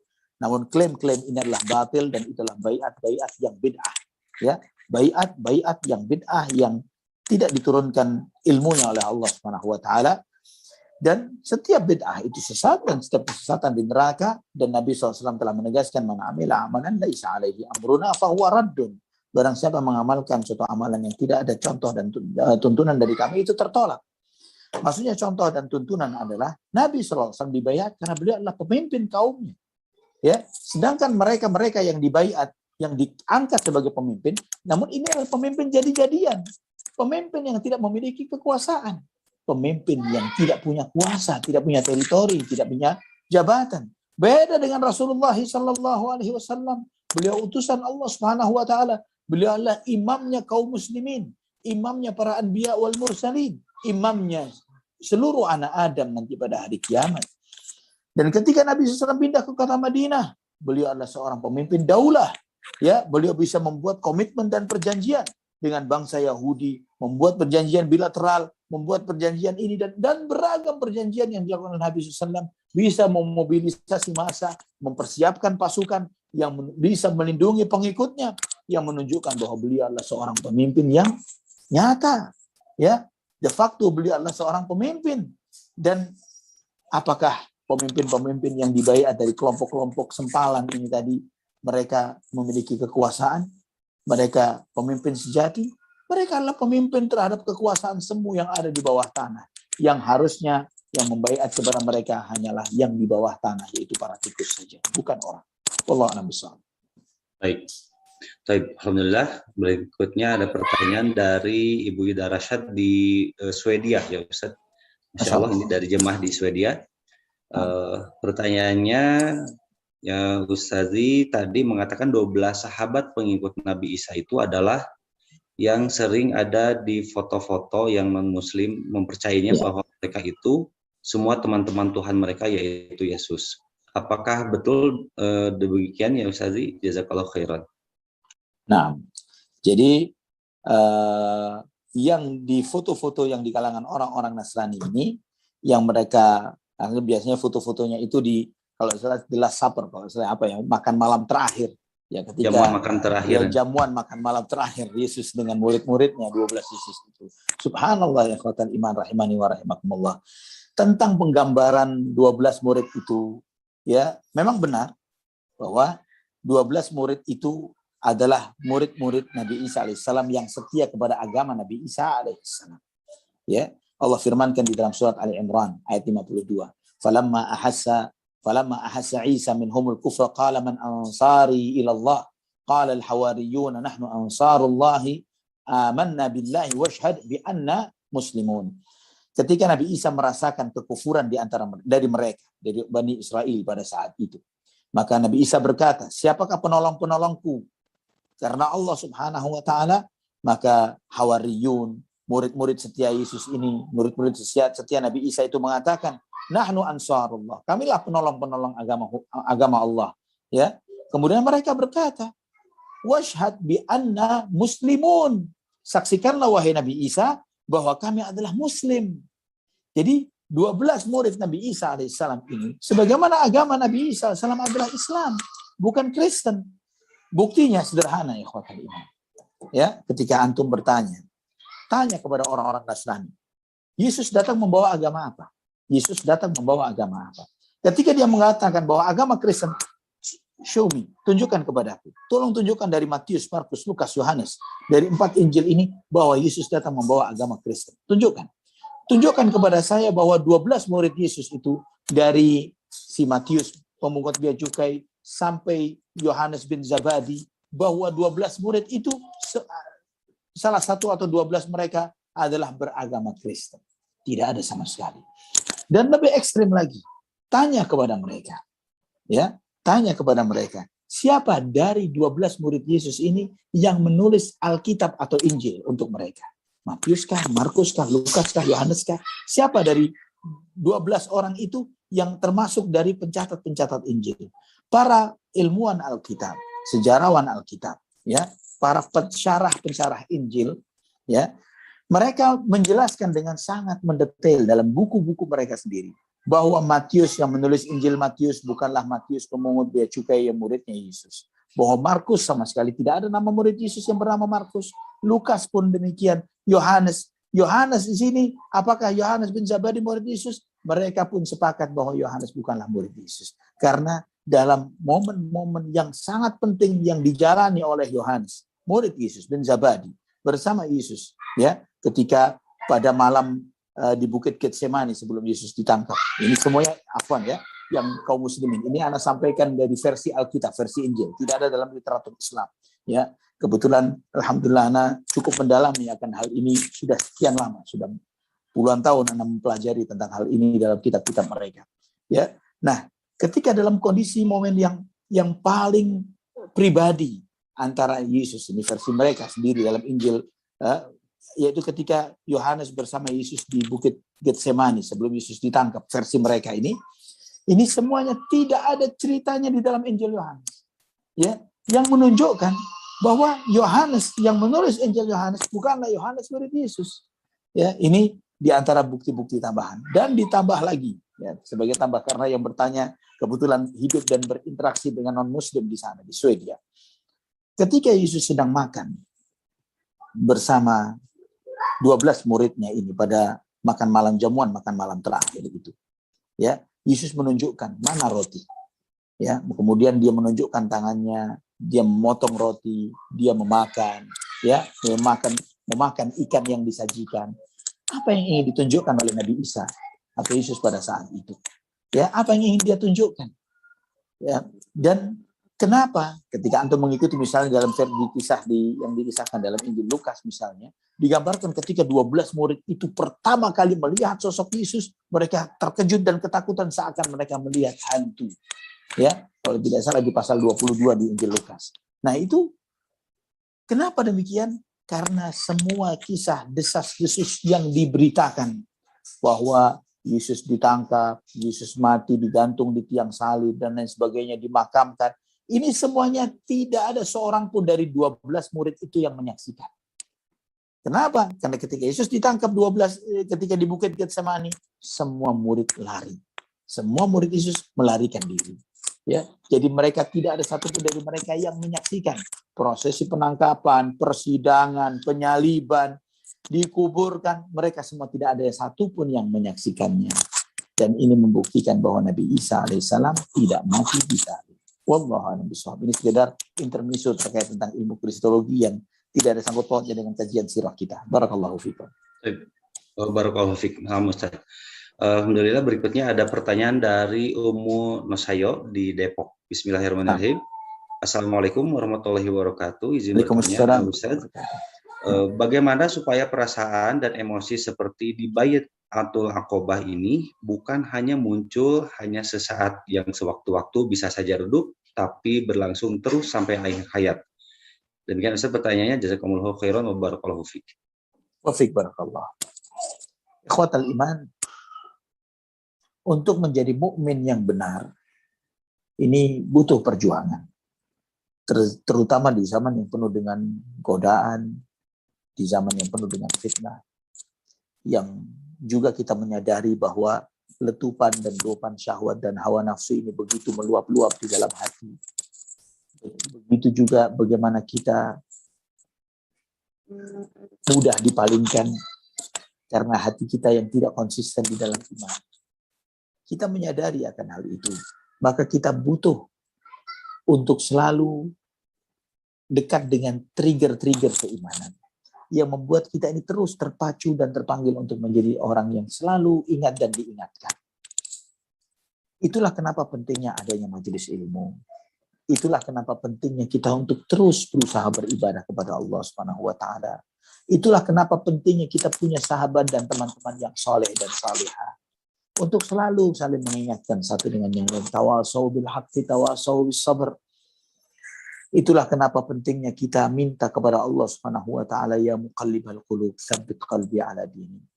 Ya, minta kepada Allah, wahai Zat yang Maha membolak-balikkan hati, tetapkan hatiku di atas agamamu. Dan itulah kenapa pentingnya kita perlu untuk menjauh dari hal-hal yang memalingkan kita dari keimanan ini.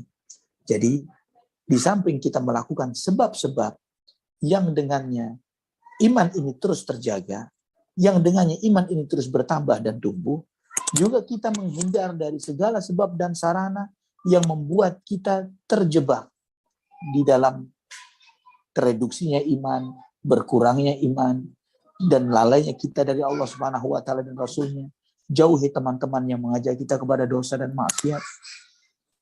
Jauhi hal-hal atau aktivitas-aktivitas yang dengan hal-hal itu membuat kita tanpa sadar tergiring kepada dosa dan membuat kita lalai dari Allah Subhanahu wa taala dan Rasulnya.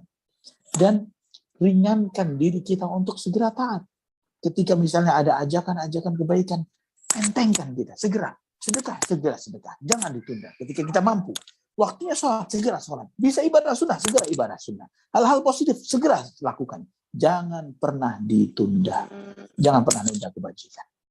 Nah, ketika hal itu terus kita biasakan, maka kita akan naik level. Ketika kemarin, kondisi iman di hati ini adalah seperti kondisi atau keadaan. Ya, keadaan itu bisa berubah-ubah. Pagi terang, sore agak redup, malam gelap gulita. Ini keadaan yang berubah, yang mudah berubah-ubah. Kemudian kondisi ini meningkat. Menjadi tingkatan apa? Tingkatan makam. Makam. Yang makam ini tidak gampang berubah. Karena sudah naik levelnya. Iman itu bertingkat-tingkat. Ketika sudah sampai kepada makam iman, di situ ikhlas sudah mapan di hati. Di situ kesabaran dan syukur sudah mapan di hati seseorang. Ketika mungkin tergoda dengan bisikan-bisikan syaitan, namun bisikan itu yang tidak menetap. Ya, bisikan dan bujuk rayu syaitan ketika seseorang sudah makam iman ini menetap di hatinya, maka semua bujuk rayu syaitan itu tidak lebih seperti sebuah bayangan di cermin. Ya, bayangan di cermin tidak akan menetap. Ketika bayangan itu pergi, sudah cerminnya bersih lagi. Itulah makam iman ketika sudah mengakar di hati seseorang. Ini butuh mujahadah, butuh perjuangan. Wallahu a'lam bishawab. Masya Allah, betul ya. Terkadang kalau kita di kajian offline gitu ya, hadir serasa tumbuh iman itu ya. Keluar majelis, kadang-kadang hilang lagi ya. Benar. Masya Allah. Tapi alhamdulillah ya, dengan adanya pandemi ini hikmahnya adalah kita hampir tiap malam mengadakan kajian dan ini mungkin salah satu sebagai trigger untuk meningkatkan keimanan kita ya, Masya Allah. Barakallahu fikum. Barakallahu fikum. Oke, selanjutnya ada pertanyaan dari Akhi Agung di Tegal ya, Masya Allah. Masya Allah. Assalamualaikum ya Ustazi, hafizahullah ta'ala, Kang Zai, tim pekerja mengaji dan ikhwah pekerja mengaji pada malam hari ini. Barakallahu fikum. Amin wa barakallahu fikum. Baik. Ya Ustazi, dalam Bai'atul Aqobah kedua ini, apakah kemuliaan hati penduduk Yathrib dan keinginan yang mendalam atas permintaan masyarakat Yathrib agar Nabi berdakwah, apakah hal ini yang menguatkan Nabi SAW untuk meninggalkan Mekah ke Yathrib untuk berhijrah, ataukah ada wahyu kepada Nabi yang berkaitan khusus dengan Bai'atul Aqobah Kubra ini ya Ustazi? Demikian pertanyaannya, jazakallahu khairan. Wa jazakumullahu khairan. Nabi SAW diperintahkan untuk berdakwah. Nabi SAW diperintahkan untuk istiqamah di atas jalan dakwah. Nabi diperintahkan, SAW diperintahkan untuk wali rabbika fasbir. Untuk Tuhanmu maka bersabarlah. Ini dari sejak awal menerima wahyu. Ya, dalam firman-Nya dalam surat Al-Mudaththir. Qum fa'anzir wa rabbaka fakabbir wa thiyabaka fatahhir wa rujza fahjur wa la tamnun tastakthir wa li rabbika fasbir. Nah, ikhwatal iman rahimani wa rahimakumullah. Maka Nabi SAW di dalam menjalani dakwah ini, Beliau menjalani dakwah dengan penuh keyakinan bahwa Allah pasti memenangkannya. Dengan sebab-sebab yang telah disediakan oleh Allah Subhanahu wa taala. Namun detail dari setiap tahapan-tahapan keimanan ini tidak diketahui oleh Nabi Shallallahu alaihi wasallam. Beliau SAW tidak akan mengetahui bahwa nanti akan terjadi peristiwa Badar, peristiwa Uhud, siapa yang akan kalah, siapa yang akan menang, siapa yang akan tetap bertahan hidup, siapa yang akan mati. Nabi SAW tidak tahu akan itu semuanya. Namun beliau SAW hanya tahu bahwa kemenangan itu akan Allah berikan kepada beliau, kepada Islam dan kaum muslimin. Jadi tentang detail bahwa akan terjadi Bai'atul Aqabah pertama, Bai'atul Aqabah kedua, mufawadah, komunikasi, diskusi, perdebatan yang terjadi ini semuanya secara detail wallahu a'lam bishawab bukanlah sesuatu yang diwahyukan oleh Allah Subhanahu wa taala. Namun hijrahnya Nabi Shallallahu alaihi wasallam ke kota Madinah adalah sesuatu yang Allah wahyukan kepada beliau. Dan itulah juga kenapa ketika para sahabat mulai bergegas satu demi satu meninggalkan kota Makkah menuju kota Madinah, Nabi SAW tidak bergegas berangkat. Ketika Nabi SAW ditanya, kenapa tidak bergegas berangkat? Beliau SAW menyampaikan, aku belum diperintahkan oleh Allah Subhanahu wa taala. Artinya, keberangkatan pribadi Nabi SAW atas perintah wahyu dari Allah Subhanahu wa taala kepada beliau. Wallahu a'lam bishawab. Baik, Masya Allah ya Ustadi, ini semakin malam semakin menarik saja dan memang ini sudah menyisakan 4 pertanyaan pada malam hari ini, namun demikian kita sudah memasuki pukul 21:40 ya, kami akan batasi saja.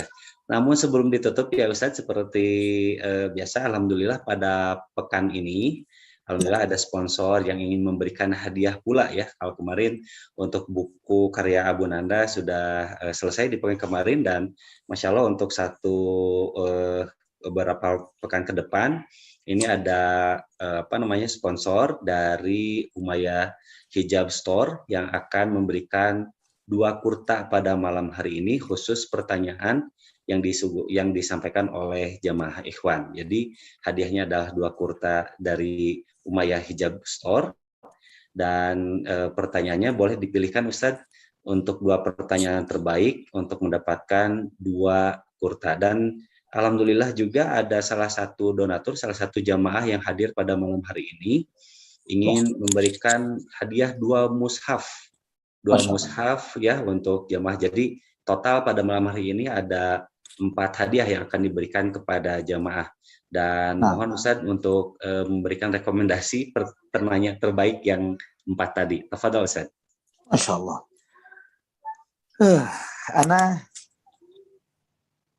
Subhanallah, Ana kemarin pada pertemuan sebelumnya Ana catat siapa yang bertanya. Pada kesempatan ini Ana tidak catat satu demi satu dari yang menanya. Dan cukup banyak penanya pada malam ini. Mungkin ada yang ada yang sedikit nanti Ana coba cari namanya siapa gitu Ustaz. Baik. Nanti Ana coba bantu.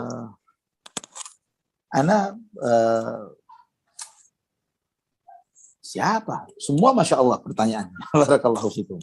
Dari pertanyaan terbaik itu. Atau antum dari panitia yang lebih tepat untuk karena ada record dari antum semuanya untuk menentukan siapa-siapa dari ini.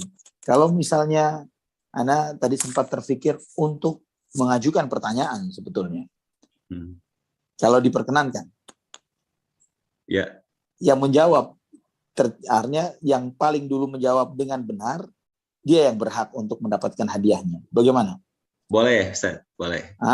Jadi jamaah silakan untuk raise hand ya. Ya, raise hand atau chat silahkan. Baik. Ya. Baik. Ya. Chat lebih tepat sebetulnya. Ya, artinya siapa yang masuk lebih dulu dan benar jawabannya dia yang berhak. Jadi pertanyaan pertama. Berapa jumlah sahabat yang ikut Bai'at Aqabah kedua ini? Berapa jumlah sahabat yang ikut pada Bai'atul Aqabah yang kedua ini?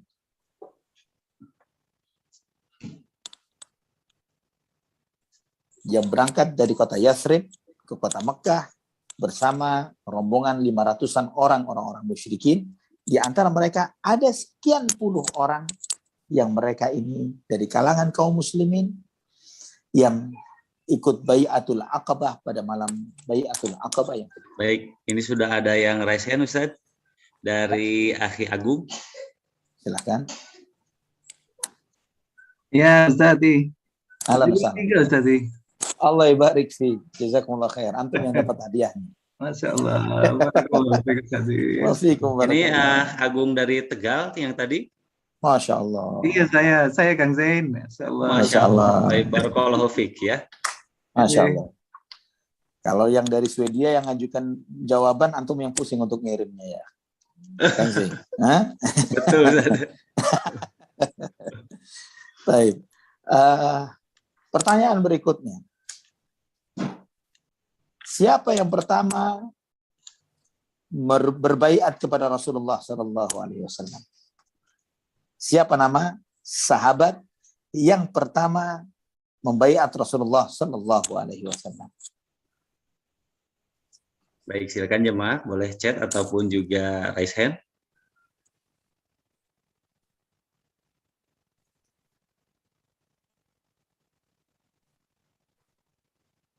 Baik, boleh Ada di raise dari hand. chat? Dari Ada chat chat? Nggak ada. tidak ada.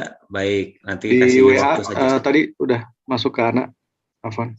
Siapa? Oh ya, Siapa Bentar. dulu orang yang penjawabnya, siapa namanya? Kemudian jawabannya.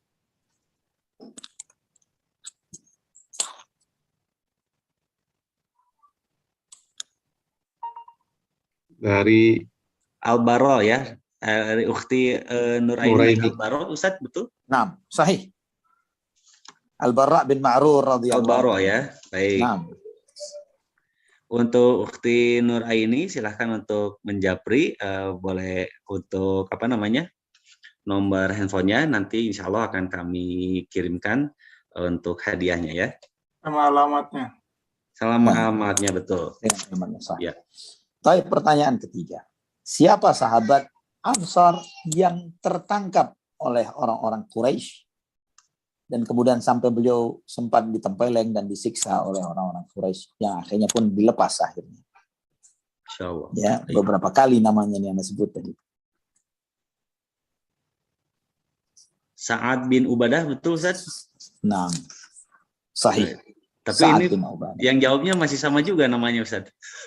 Kalau yang jawabnya sama diberikan Kita kepada kasih penjawab. kesempatan kepada yang lain ya. Ya, kalau udah Dari dijawab Pak begini gimana ngasih? Hairus. Pak Ada yang Hairus, lain? Masya Allah Pak Hairus di Malaysia, di Melaka Masya ya. Allah. Masya Allah. Beliau menjawab yang sama. Ya, Naam, Sa'ad bin Ubadah. Barakallahu Pak fiik. Hairus ya. Masya Allah. Baik. Baik. Selanjutnya, Sudah tinggal berapa hadiahnya? satu lagi Ustaz. Satu lagi. Ya. Oke. Dari tadi Anda menyebutkan nama satu orang sahabat yang menceritakan cukup detail peristiwa Bai'atul Aqabah ini, yang disebut oleh Nabi Shallallahu Alaihi Wasallam sang penyair. Siapa nama sahabat ini? Ya, sangat mudah sekali jawabannya. Kalau menyimak ya. Pak Hairus tadi sudah. Pak Hairus lagi. Hairus sudah. Tadi sudah. Yang lain. Dari Duita Afwan, dari Dwi Hairus Sa'ad dari Malaka. Sa'ad Dwi bin Prasetyo. Mu'az. Nah, Sa'ad bin Mu'az dari belum. Bukan. Belum tepat jawabannya. dari Nashwa Abdullah. Bukan. Abdullah. Siapa jawabannya? Jawabannya Abdullah. Belum tepat. Bukan. Ubay Oh, bin ada Ka'ab. yang resen. Siapa? Ubay bin Ka'ab. Kurang tepat. Hampir. Iya, nyaris. Baik, Ummu Elfian ya. Silakan Ummu Elfian Hasan bin Sabit. yang sudah raise hand. Belum. Anda tidak singgung nama Hasan bin Sabit dalam kesempatan ini. Lah. Ya, memang banyak penyair Rasulullah Sallallahu Alaihi Wasallam. Salah satunya adalah Hasan bin Sabit radhiyallahu an, di antara syairnya Rasulullah SAW. Namun yang disebut sebagai sang penyair pada kesempatan ini oleh Nabi SAW yang menemui Nabi di Ka'bah ketika Nabi SAW sedang duduk bersama siapa? Dengan paman beliau Abbas bin Abdul Muttalib, yang menceritakan kisah ini dengan cukup mendetail dalam kisah dalam riwayat ini. Anak ulang-ulang nama beliau radhiyallahu anhu arda. Nah, beliau ini salah seorang sahabat yang nantinya, ini anak kasih clue-nya, yang nantinya di antara sahabat yang tidak ikut perang Tabuk radhiyallahu anhu menyesal sangat luar biasa sampai Allah turunkan ayat Al-Qur'an sebagai bentuk diterimanya taubatnya sahabat ini. Clue-nya hebat. Baik. Baik, ini jawabannya sangat mudah sekali bagi yang tadi menyimak. Dia salah seorang sahabat yang tidak ikut hadir pada Baik, di perang sini Tabuk. ada Ulin, Olain, Umu. Baik. Afwan. Umu Nusayo di Depok ya. Ya. Apa jawaban beliau? Silahkan. Untuk Umu Nusayo. Di-unmute dulu mic-nya. Ya, Sudah di-unmute. Silahkan. Bismillah. Ka'ab bin Malik Al-Ansori. Barakallahu fiik. Masya Allah. Alhamdulillah. Barakallahu fiik ya. Alhamdulillah. Alhamdulillah. Jazakallah. Baik. Barakallahu fiik. Alhamdulillah. Itu jawabannya. Ka'ab bin Malik radhiyallahu anhu. Alhamdulillah. Wah. Semua hadiah terbagi sudah. Alhamdulillah. Ustaz. Jazakallah khairan. Wa jazakumullahu khairan. Alhamdulillah. Tapi Ustaz, Semoga Allah baik. Semoga Allah Amin. Subhanahu wa taala mempertemukan kita semuanya dengan para sahabat radhiyallahu anhu. amin ya rabbal alamin. Bersama Nabi kita Muhammad bin Abdullah sallallahu alaihi wasallam. Amin Kita ya mohon Rabbi. kepada Allah Subhanahu wa taala agar kita terus ditumbuhkan cinta kita kepada Nabi kita Muhammad sallallahu alaihi wasallam dan para sahabatnya.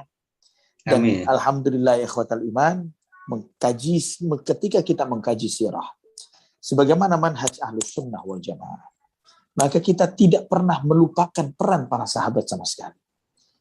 Ana tidak mengerti bagaimana kaum Syiah Rafidhah ketika mereka membahas sirah dengan menghilangkan banyak figur dan hanya menonjolkan sosok-sosok tertentu saja seperti Ali ibnu Abi Thalib atau Khadijah radhiyallahu anhuma atau sosok Fatimah radhiyallahu anha, namun dengan mengesampingkan sosok-sosok hebat seperti Abu Bakar, Umar, Aisyah dan yang lainnya.